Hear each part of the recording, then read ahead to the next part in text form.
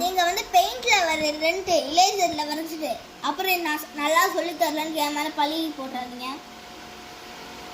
நம்ம இதில் இலேசர்லேயே கூட வரையலாம். எப்படி தெரியுமா? நம்மளுக்கு ஏதாவது ஒரு கலர் இந்த பிளாக் சும்மா சூஸ் பண்ணிக்கலாம். நல்லா பிளாக்காக இருக்கும். நம்ம இலேசரில் ஒயிட்டாக தானே வரைய முடியும். அதனால் நம்ம பிளாக்காக சூஸ் பண்ணிக்கலாம்.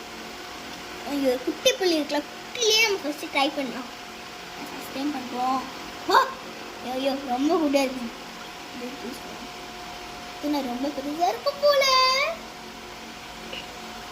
ஓகே, நம்ம கரெக்டான அளவு வரைஞ்சிருந்தாலே போதும். இந்த மாதிரி வரைஞ்சிக்கலாம். இப்படி வந்தால் நம்ம பேக்ரவுண்டு கொடுக்கவே சைடில் அப்படிக்குது கைஸ். ஓகே, இந்த மாதிரியும் நம்ம அப்படியே வரையலாம். லைட்டாக அப்படியே இல்லைன்னா நான் அதை அப்படியே விட்டுட்டு ஐயோ இந்த மாதிரி கூட வரையலாம். ஆமாம், ஆல்ரெடி இலேசரில் தான் இருக்கிறான். அதையே மறந்துட்டேன். நல்லா படிக்கிறேன் காய்ஸ்.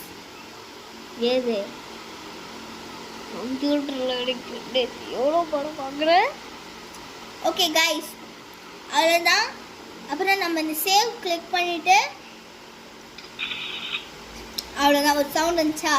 இதை பாருங்க, your image as B saved ஆயிடுச்சு. நம்ம அப்படியே சேவ்லாம் பண்ணாமல் சேவ்லாம் வேணாம் அப்படின்னு இப்படியே பேக் பண்ணிங்கன்னா கேட்குது பாருங்க. உங்களுக்கு வெளில போகணுமா இல்லை உள்ளே வர்ற மாதிரி? எஸ் தொட்டால் வெளில போயிடும், நோ தொட்டால் உள்ளே போயிடும்.